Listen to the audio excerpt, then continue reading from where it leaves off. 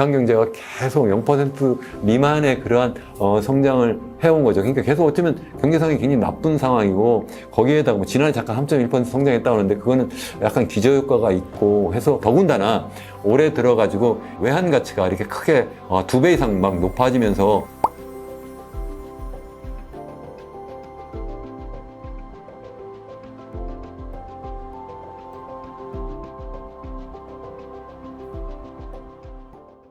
네, 안녕하세요. 이현영 교수의 경제포럼. 오늘도 함께 해주셔서 감사합니다. 오늘은 지난번 그 영상에 이어서 북한 이야기를 좀 더 하려고 합니다. 지난번 영상에서 북한 경제가 우리나라 경제에 비해서 규모로 보면 뭐 한 60분의 1, 그리고 1인당 국민소득으로 보면 한 30분의 1 정도밖에 되지 않는다, 이런 말씀을 드렸고, 특히 최근에 식량 사정이 굉장히 어렵다 하는 말씀을 드렸는데요. 식량 사정이 이렇게 어렵게 된 이유는 뭐 여러 가지가 있을 수 있겠죠. 특히 이제 코로나 상황에서 대중국 그런 무역이 잘 안 되니까, 그러니까 더더군다나 이제 뭐 중국으로부터 식량 수입도 안 되고 또 외국으로부터 원조도 잘 안 되고 이러니까 좀 어려운 상황일 수도 있는데, 그것 말고 또 한 가지 이제 자유무역이 또 전반적으로 굉장히 어려운 상황이다. 그게 바로 뭐냐면, 사실은 뭐 장마당이라든가 이런 식으로 해서 북한 주민들이 실제 직접적으로 외국, 특히 이제 중국하고의 어떤 밀무역이라든가 아니면 또 실제 약간 합법적인 그런 무역을 굉장히 많이 하는데, 그 가운데 이제 사용하는 그 외국 화폐가 이제 크게 두 가지예요. 하나는 이제 중국 위안화가 있고 또 하나는 이제 미국 달러화가 있는데, 이제 접경 지역은 당연히 이제 중국 위안화를 많이 쓰고 있고, 이제 평양 쪽은 이제 달러화를 좀 많이 쓰고 있는 걸로 이렇게 현재 알려져 있는데요. 이 북한의 그 환율이 최근에 굉장히 급등하고 있다는 그러한 보도가 최근에 여러 매체를 통해서 나왔어요. 그래서 마침 중앙일보에 서울대 경제학부 교수인데요, 김병현 교수가, 이분이 북한 경제 쪽으로 연구를 많이 하신 분인데, 이분이 그 시평을 하나 썼더라고요. 그래서 제가 아주 재밌게, 아니면 유심히 좀 봤습니다. 이분이 뭐라고 시작을 하냐면, 올해 북한의 시장 환율이 거의 80% 가까이 급등했다.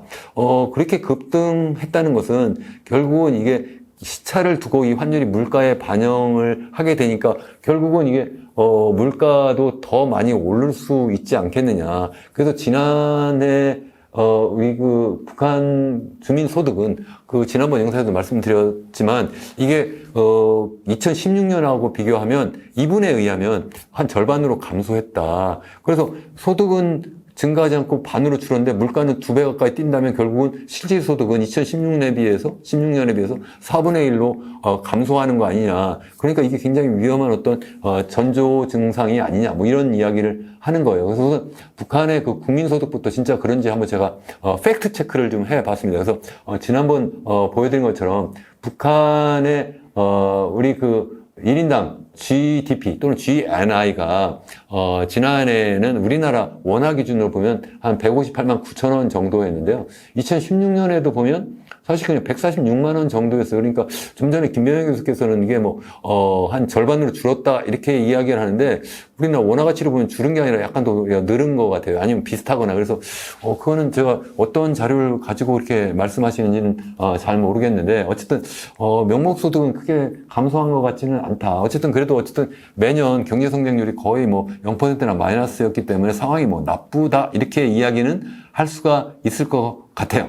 더군다나 이제 북한의 화폐 기준으로 하면 실제 이게 또 감소했을 수도 있지 않을까, 이런 생각을 합니다. 다만 우리나라 원화 기준으로 보면 이게 감소한 게 아니라 약간 는 것처럼 보인다, 이런 말씀을 제가 드리는 거고요. 또 실제 그래서 북한의 환율을 보면 이게 뭐 1달러당 북한의 원화가 얼마냐. 그래서 보면 이게 거의 8,000원에 거의 고정되어 있었어요. 8,000원에 거의 고정되어 있다가 이게 코로나 상황에서 이게 도리어 북한의 화폐 가치가 더 높아졌어요. 이게 이렇게 막 높아졌다가, 이게 왜냐면 수출 수입도 다 안 되고 뭐 이러다 보니까 뭐 달러 수요도 별로 없고 그러다 보니까 이 달러 가치가 상대적으로 북한의 원화에 비해서 좀 떨어졌는데, 이게 다시 또 코로나 상황이 끝나고 이게 다시 또 이제 개방이 되다 보니까 이게 그 달러 수요가 더 늘어나서 이게 그런 것 같기도 한데, 이게 거의 이제 15,000원까지 이렇게 막 올라 버린 거예요. 다시 말씀드리면 이 장기적인 그 대미 달러 환율에 비하면 거의 2배 가까이 증가한 거고, 특히 이 코로나 직후 상황과 비교하면 그보다도 거의 뭐 한 세네 배 이렇게 많이 증가한 게 된 거죠. 그러니까 갑자기 북한 주민의 입장에서 생각하면 달러 값이 너무 비싸다. 뭐 이렇게 생각해 볼 수 있는 거예요. 그런데 이게 뭐 중요하냐. 그냥 북한은 그냥 원화만 쓰면 되는데 이렇게 생각할 수도 있지만 다시 말씀드리지만 계속 이 북한이 지난번 영상에서 말씀드린 것처럼 실제 북한 정부가 북한 주민들에게 지급하는 그러한 소득은 얼마 되지 않아요. 그거보다는 이 개인이 직접 장마당이라든가 밀수라든가 등등 여러 방법으로 먹고 살고 있는데 그런 데에서 거래되는 화폐가 있잖아요. 그 화폐가 보면 여기 보시면 맨 오른쪽 끝이 가장 최근인데요. 가장 최근인데 북한 원화를 사용하는 거는 이게 한 25.7%밖에 안 되고요. 거의 중국 위안화를 사용한다고 하고 있어요. 한 68%. 미국 달러화는 한 또 5%밖에 안 되는 걸로 이렇게 되어 있긴 한데, 근데 사실 이게 앞서 제가 말씀드린 것처럼 이 그림에서 보시면 여기 전체가 이제 그렇다는 얘기고, 이 접경지대는 주로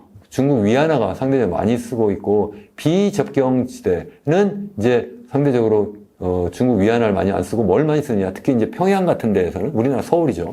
거기에는 이 미국 달러화가 굉장히 중요한 그러한 지역이에요. 그러니까 결국은 경제의 가장 핵심이라고 할 수 있는 평양에서는 미국 달러를 많이 쓰는데 이 달러 가치가 최근에 평상시 기준으로 보면 한 2배 정도 이렇게 높아졌고 또 코로나 상황과 비교하면 서너 배 이렇게 가치가 높아졌다. 그만큼 이제 비싸게 외국으로부터 상품이 수입돼야 되기 때문에 국내 물가가 높아질 수밖에 없지 않느냐. 뭐 이런 이야기입니다. 그래서 그렇다면 이게 왜 그런 상황이 벌어졌어? 이렇게 볼 때 제가 이 KDI 우리 한국개발원 우리나라의 이제 국책연구원이잖아요.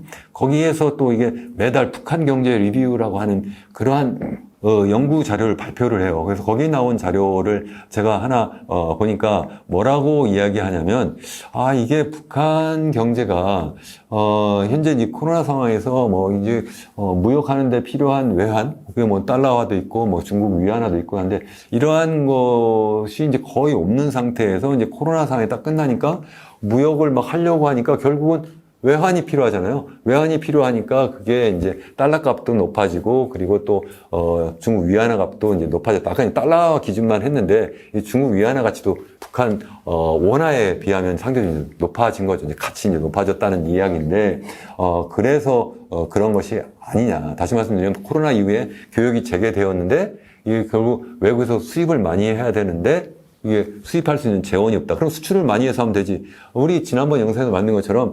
수출은 거의 제대로 되지 못하고 수입만 많이 늘고 있는 거예요. 그러니까 수출은 수입의 뭐 10분의 1밖에 안 되는데 그게 어떻게 가능하냐는 거죠. 벌어들인 소득이 없는데 이게 어떻게 과연 필요한 외환을 우리가 만들 수 있느냐. 그러니까 결국은 외화의 가치가 좀 더 비싸질 수밖에 없지 않느냐. 뭐 이런 이야기입니다. 그래서 좀 전에 말씀드린 것처럼 여기 보시는 것처럼 북한의 수출은 이게 뭐 지난해에 3억 달러 정도 됐고 수입은 24억 달러다니까 그만큼 이 적자가 나오니까 당연히 외환 수요가 훨씬 더 많아지고 외환 공급은 적고 그러니까 결국은 그런 상황이 벌어지는 거 아니야? 이렇게 이야기를 하는 거고요. 또 이 좀 전에 말씀드린 거 김명현 교수는 다른 방식으로 생각을 하더라고요. 두 가지를 이야기를 해요. 하나는 뭐냐면 뻥튀기 작전이 실패를 했다? 이게 무슨 얘기냐면 북한이 지난해에 북한 근로자 임금을 대폭 인상했다는 거예요. 그래서 어느 정도 인상했냐면 종전에 한 3,000원 정도였는데 이게 그 시장 환율로 계산하면 한 50센트, 미국 달러로 50센트밖에 안 됐다는 거예요. 그래서 이걸 갖다가 한 3만 원에서 5만 원을 올렸다는 거예요. 그러니까 10배 이상 높였다는 거예요. 이렇게 확 높여버리니까 3,000원에서 3만 원 이상 이렇게 높여버리니까 결국은 그만큼 돈을 찍어가지고 하거나 아니면 다른 방법을 찾아야 되는데 어떻게 하냐면 북한 정부가 그래, 알았어. 그러면 우리가 지금 러시아로부터 지금 무기를 팔아가지고 돈을 많이, 달러를 벌어들였으니까 그 달러를 시장에 공급하고 그 필요한 원화를 자기들이 다시 또 회수해가지고 그 원화를 가지고 그 월급을 좀 높여주면 되겠다. 이렇게 생각을 했다는 거예요. 그래서 생각을 했는데 보니까 그 돈이 충분하지 않더라.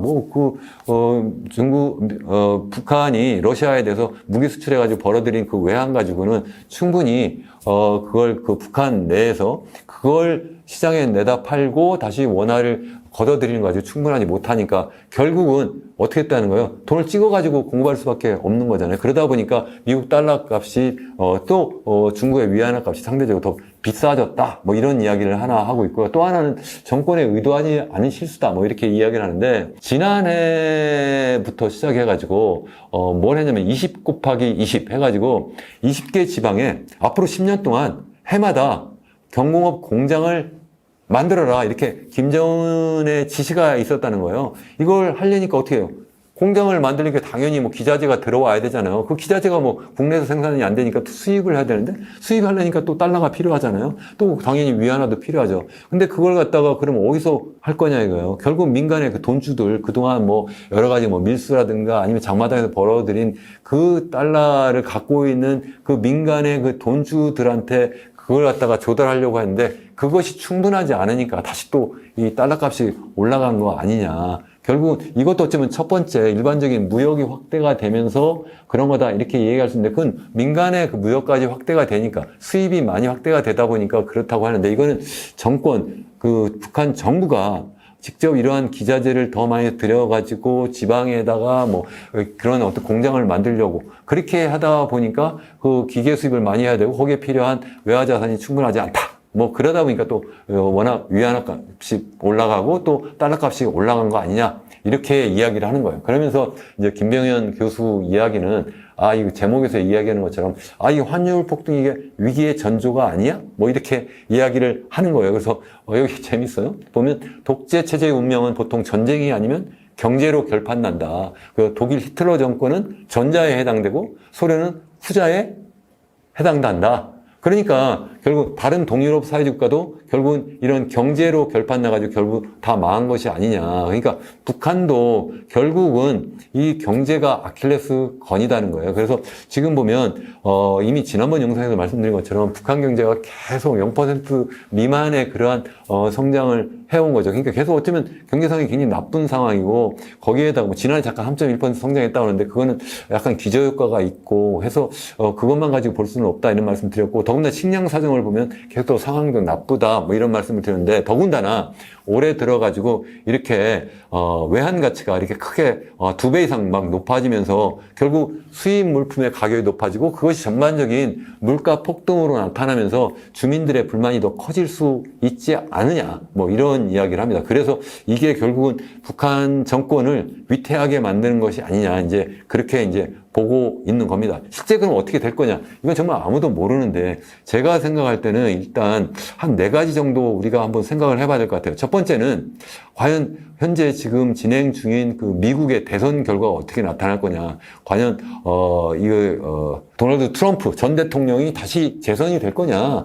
아니면 카멀라 해리스 현 부통령이 대통령이 될 거냐에 따라서 굉장히 다를 거다. 그래서 현재 그 도널드 트럼프는 다시 그래 우리 북한의 김정은 나의 아주 친한 친구야. 그러니까 다시 한번 내가 잘해보려고 해.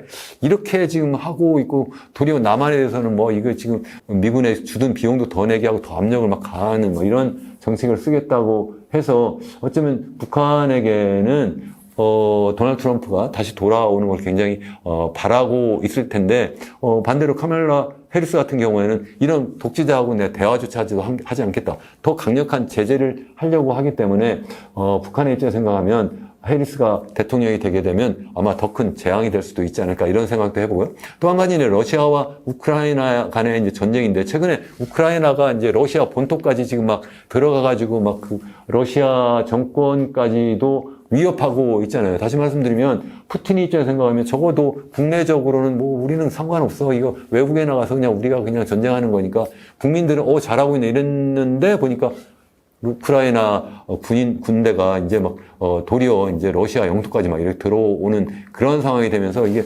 러시아가 이것도 자체적인 또 어떤 정치적 혼란이 올 수도 있고 또 이러다가 이제 어쩌면 협상이 잘 돼가지고 또 휴전이 될 수도 있지 않을까 뭐 이런 생각도 드는데요. 뭐 2가지 다 이 북한의 입장에서 생각하면 썩 좋은 것은 아니라고 생각합니다. 북한의 입장에서 생각하면 계속 러시아와 우크라이나 간의 전쟁이 있을 때에서 러시아가 계속 북한에게 무기를 사가는 그러한 상황이 돼야 되는데 그게 아니라 러시아가 그냥 계속 그 질이 멸렬하고 또 아니면은 이제 휴전이 돼버리면 북한 입장 생각하면 더 이상 무기 공급을 해서 또 거기서 벌어들인 외환이 없기 때문에 북한에게는 뭐 썩 바람직한 상황이 아닐 수도 있다 하는 거고, 또 한 가지는 미국과 중국 간의 이 패권 경쟁인데, 이런 패권 경쟁에서 과연 이제 이건 뭐 제가 볼 때는 앞으로도 계속 될 거기 때문에 중국이 과연 북한을 레버리지, 지렛대로 계속 활용은 하려고 하겠지만, 그렇다고 해가지고 북한에게 이게 꼭